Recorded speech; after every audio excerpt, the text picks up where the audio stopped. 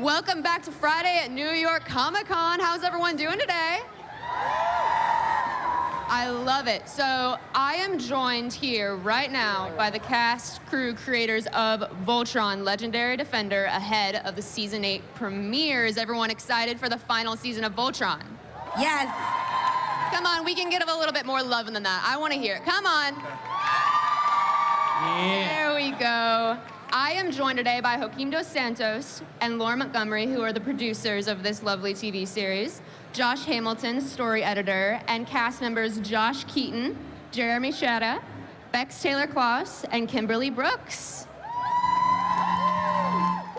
In case anyone didn't see, Josh is wearing space pants, Yeah, which you is gotta the best stand up. thing Check that out. that's ever happened. He's gonna do some runway. I got the whole universe on my pants. Oh, we're about to... So, Yes. you guys just came off of the Season 8 panel, Yeah. and we got a premiere date in case anyone didn't hear. Can you guys tell us when Season 8 of Voltron is premiering? December 14th. Yeah. December 14th. December 14th. December 14th, yeah. Official day, All right, and Season 8. what can we be expecting from Season 8? I know that you guys probably can't tell us a whole lot, but what can you give us? I mean, we can tell you, sort of from our personal experience, it's the culmination of a lot of hard work. Obviously, we've been on this thing since 2014. It's been a long road. There's a lot of storylines, and we had a little teaser of it at our panel.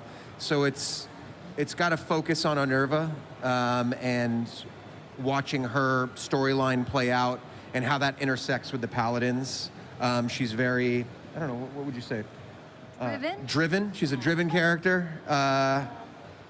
And Yeah, she's motivated. She has these personal motivations that I think that's what's key to all of our characters is a personal motivation. And so for her, we find out what that is later on.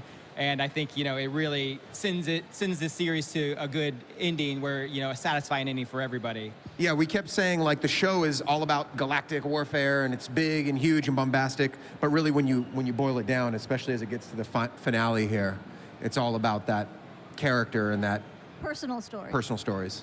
And I think that Unnerva is one of the most fleshed out and complex characters in the show. So getting to see what happens in Season 8 with her and that whole pathway is absolutely fascinating. Yeah. I love it. And Oh, no. okay, we're talking. Well, You have to say something now. we talk about. No, me and Bex are just sharing a mic because we're down one, so we're just kind of passing it back and forth. So. We talk about, personal motivations, and each of the characters are so strong, and you love them for different reasons. If you could, play one of the other characters, who would you play? Besides yourselves. Obviously, you love your own characters, but who else would you play on the series? I mean, I wouldn't pick anybody but Pidge. Pidge is amazing. I guess,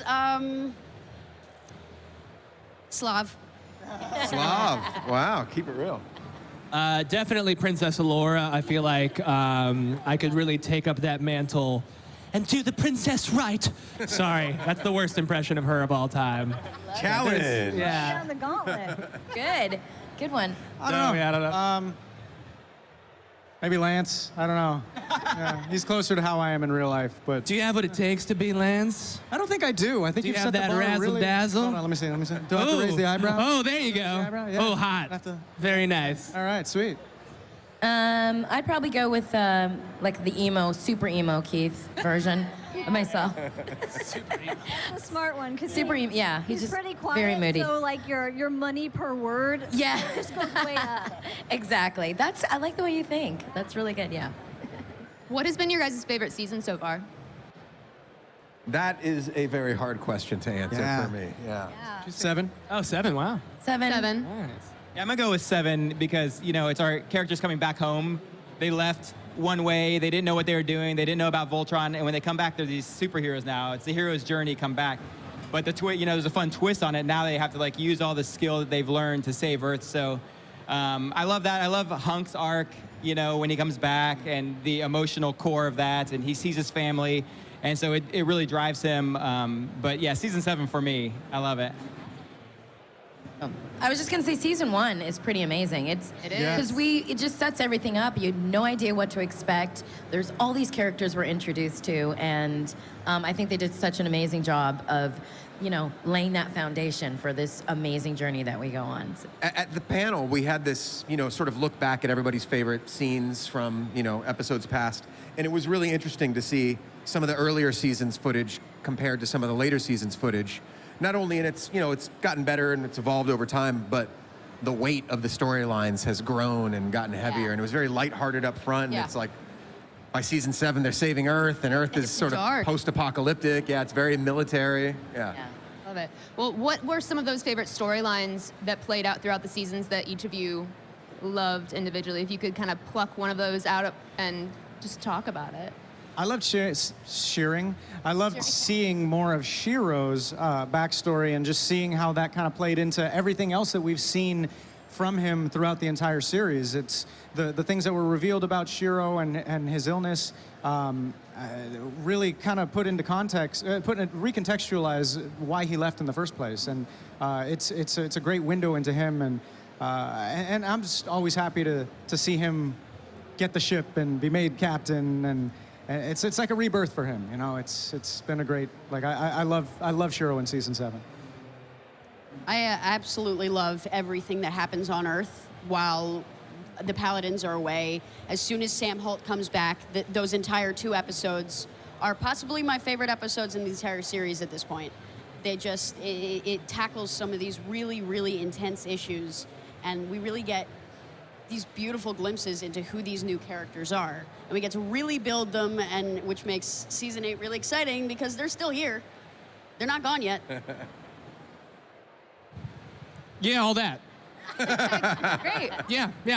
Perfect. But, good job, guys. Good job. 10 out of 10. On a lighter note, I definitely like our cutbacks to Kaltenecker the cow. Oh, yeah. Just sort of hanging out and like, Kaltenecker hey, is the best character. he's still in We there. all know that. He's still hanging. That's who I would be, Colton Ecker. I'm just I gonna love it. say I've loved Alora's story throughout this whole thing. She's really been our eyes on this whole war, and it started with her family, with her father, and she's really got kind of the most to accomplish by putting an end to it. So it's just, it's continuing to play out as they set off on their final mission to really I bring agree. this universe to a peaceful place. Allura is the most important character. I agree with you. Absolutely. It's true. But I love the Allura Lotor storyline.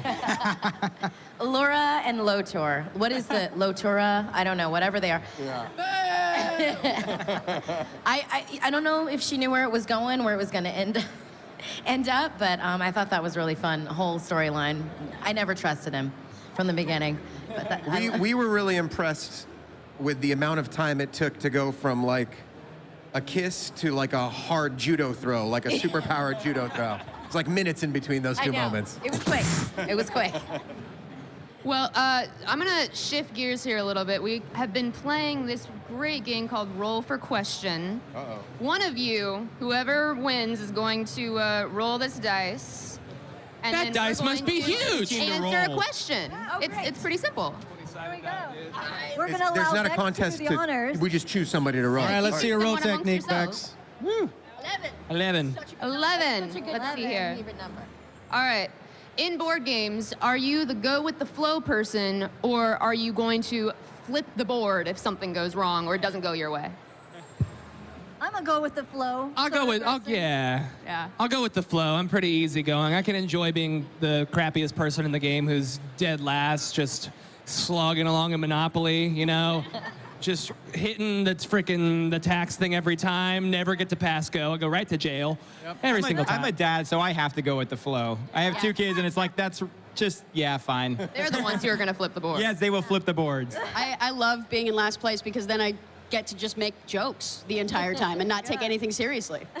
I think I'd probably flip the board if somebody wasn't following the rules. Oh, There we go. There's the You're not gonna Shiro win that coming out one. right there. Sure. And Allura loves flipping, trying to That's right. save. She threw extra big. She goes extra. I believe the word is Ragged all of needed. So That is true. she flipped Shiro. We don't forget when he was. Oh yeah, can we get a say in a very- supercut of Allura flipping people? In a very literal sense, I once played a game of DC Monopoly where I played as Aquaman. and I went with the flow, and I just mopped the board up with, like, I destroyed with Aquaman and his ability to talk to the fishes, so.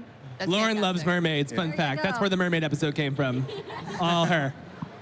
I once threw out my Nintendo cartridge out the window for 2 weeks of Karate Champ because I couldn't beat it. So Dude, it stayed outside for 2 weeks. So board flipping is what I'm it's a board saying. flipper. When I was a little kid, I was angry. My brothers and I used to play Super Smash Brothers Melee on the GameCube. And I like, they were older, so they were better at the game. One day I just got so mad I couldn't keep up with them. They went inside, and little me, I was young, I was very young. But little me took the freaking disc out of the GameCube and just broke it. And then I was like, oh, what have I done?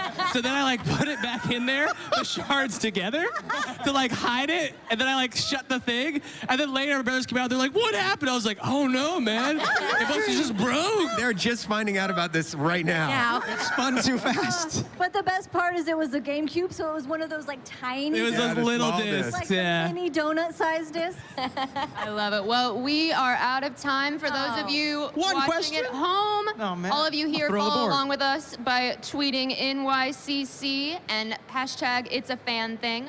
Up next, we have the cast of Big Mouth. Everyone, thank you. Thanks, guys.